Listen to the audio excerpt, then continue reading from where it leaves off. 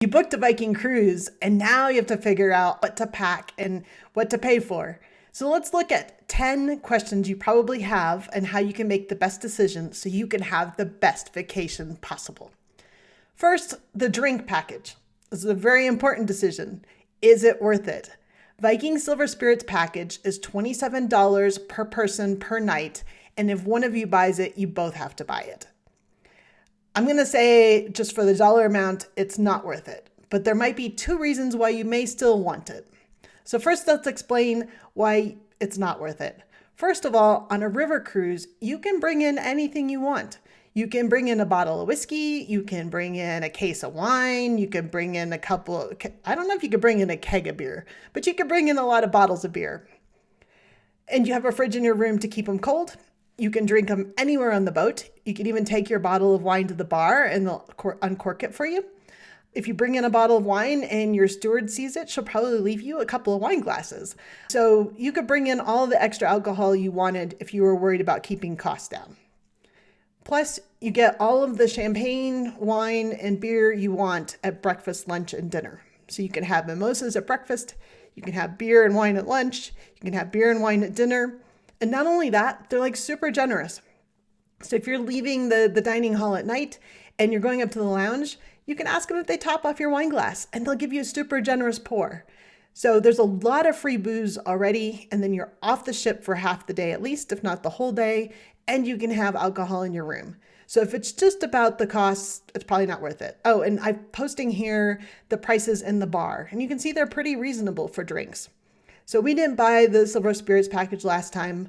I would say we drank quite a bit because we're on vacation. We went to the bar every night and had fun dancing and singing. And our whole bar tab was way less than $27 per person per night. Definitely the Silver Spirits package would not have been worth it for us. But 2 cases where it might be worth it. One, if you care about the quality of your wine in particular. So I got to try some of the Silver Spirits package wine because they serve them different wine at lunch and dinner than they serve everybody else, and they got better wine. So if you care a lot about your wine, you might want to upgrade to the Silver Spirits package. But if you're like my friend who puts Sprite in her wine, you might not have to worry about upgrading to the Silver Spirits package.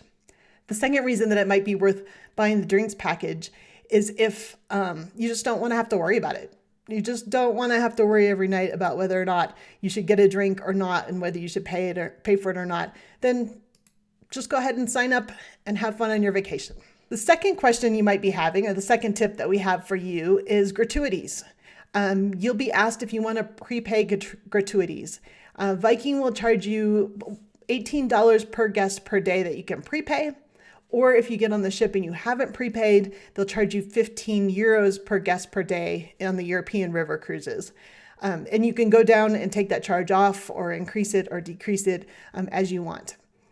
I would just prepay or pay the set that they put on your account while you're on board. I think that's the simplest way to handle it. I would also carry a bunch of 10s and 20s with me. I get them in euros, preferably if you're in Europe.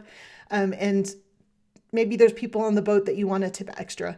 Maybe you want to thank your steward for leaving you those wine glasses. Maybe the bartender always remembers your name and your favorite drink, and you just want to give them a little extra. Maybe your waiter at dinner always makes sure you get a second dessert or a third dessert, and you just want to recognize them with something extra. The other people that you're going to want to tip are the cruise director and your tour guides that you have every day and the bus driver that takes you around. Viking suggests $5 a day for the bus driver and $10 for the guides per excursion. I actually think you should probably tip in euros if you're in Europe. And if you're like in Hungary, you should tip in Hungarian currency. You should try to tip as locally as possible because then they're going to have to go exchange that money for their local currency. So I would highly recommend getting euros, which gets to the next question. Tip number 3, how much cash should you bring? So I typically always have cash on me, just a couple hundred, 300 or 400 all the time. And then when I get to Europe, I take my ATM card to the very first ATM I see, usually at the airport. I put my ATM card in and I get out 300 or 400 euros. So most people recommend 300 to 500 euros for the week should be plenty. The other thing that you're going to want to do is you are going to want to get some smaller bills and some coins. So if you don't have any left over from your previous trip, or your friend didn't have some to give you since you were going to Europe, and they had gone last month and they had some extra, I would suggest going to the front desk at Viking and asking if they can give you some smaller bills and maybe some coins. There are a couple of places where the bathrooms will charge you €1 to get in. Not very many. I think in our last Danube cruise, I only had one bathroom I had to pay for, and it took credit cards. So you could like tap your credit card, it charged you €1, and you went in. But you are going to want some smaller coins and bills for tipping or for buying small things. Tip number 4. This is a very commonly asked question. Can I bring a curling iron? The answer is no. I'm really sorry. If you're someone who feels really strongly about bringing a curling iron, and that's why you're asking the question, you cannot.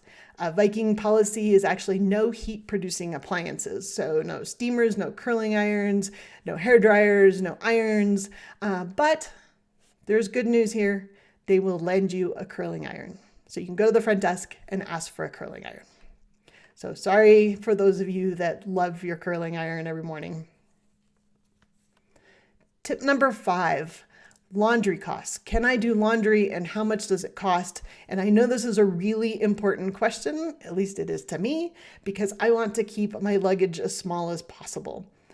So laundry costs, I thought were actually pretty reasonable for like a hotel style setup. So on the river cruises, except in the States there's a laundromat on the Mississippi River. But in Europe and Asia, there's no self-service laundry. You can wash it in your sink in your bathroom, and there's a line in your shower that you can hang it up. So if you have some small things that you want to wash and hang up, you can do that. But the price per garment wasn't too bad. I'm posting them here. And the way I approached it is we did not upgrade our stateroom last time. The upgraded staterooms, some of them have laundry services included, but I said what I really want is my laundry done. And so every day we took off our clothes, we put them in the laundry bag, and the next day our steward would leave them all nice and clean and folded or hanging in the closet.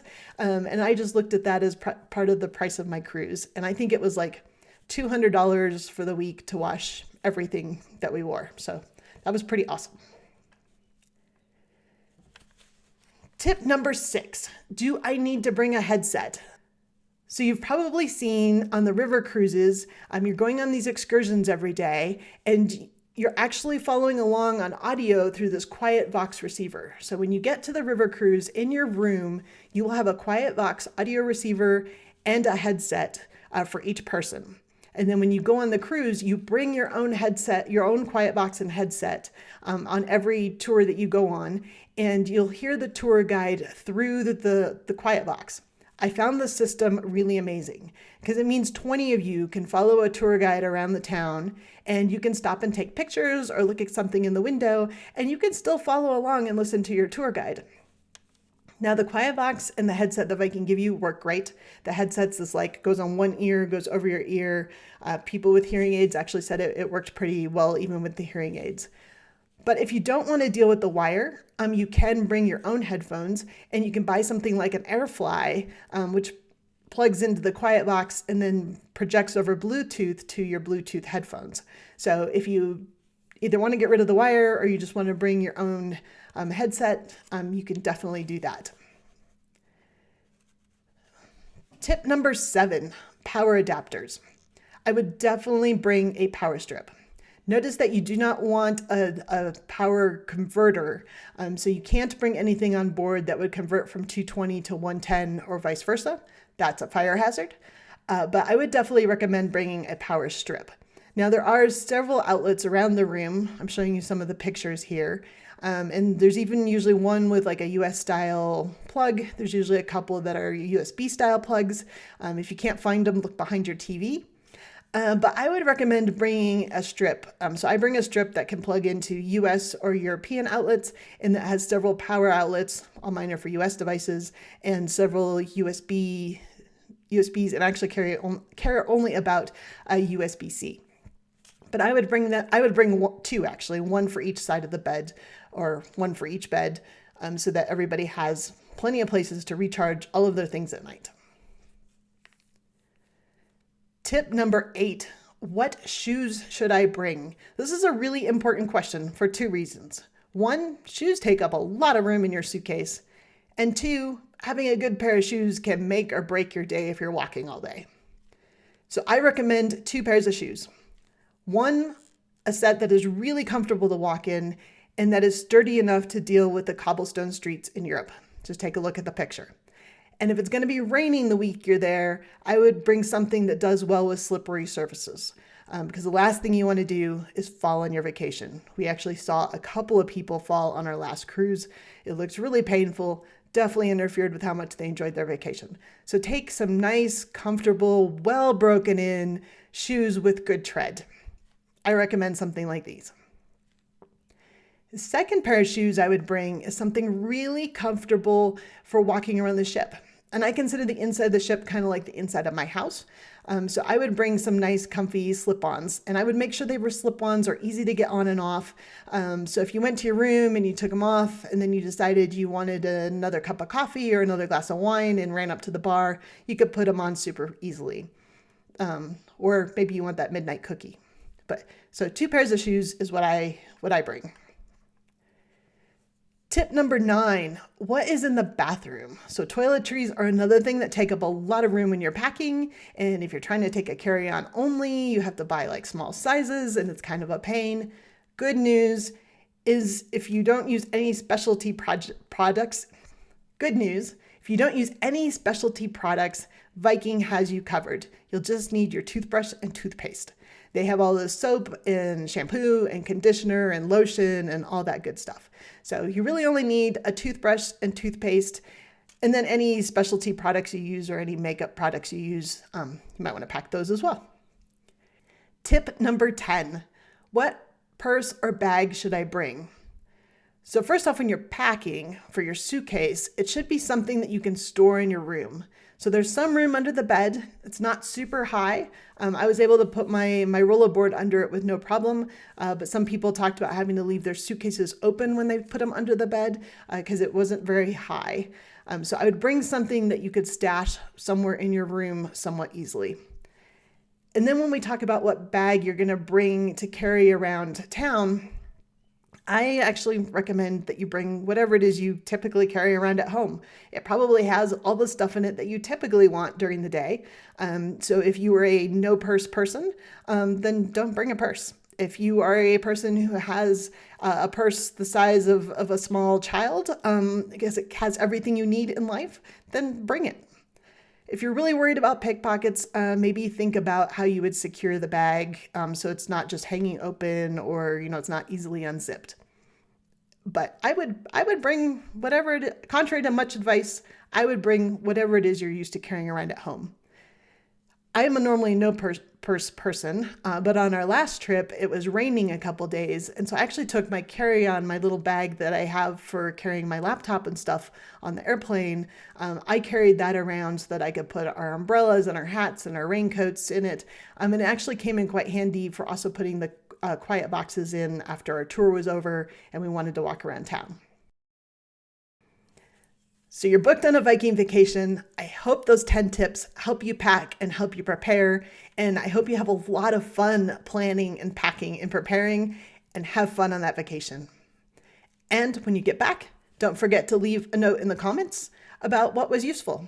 Or if you've already been on a tour already, if you've already been on a river cruise already, what's the one thing that you always pack or the one thing that you always do when you're planning? Please drop that in the comments.